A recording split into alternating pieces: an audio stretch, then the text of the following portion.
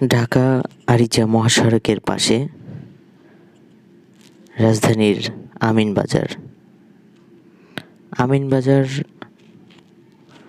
থেকে সাভারের হেমায়েতপুরের দিকে যেতে হাতের ডান দিকে বর্ষাকালে বিস্তীর্ণ জলরাশি। মূলত ইট ভাটা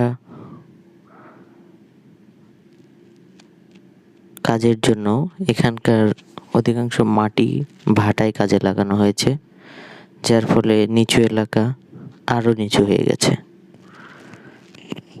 বর্ষাকাল এলেই আশপাশের ছোট নদীগুলোর পানি বেড়ে যায় এবং বিস্তীর্ণ এলাকা পানিতে নিমজ্জিত হয়ে যায়।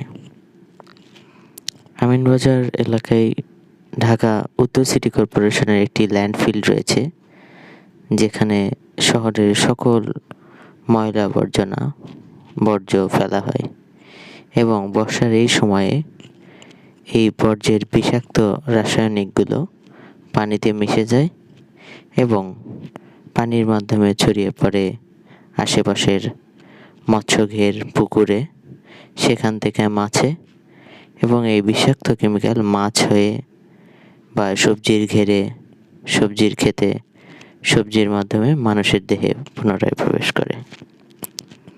এই যে পানি দূষণ, নদী দূষণ, সবই মানুষের কাজকর্মের অন্তরায়।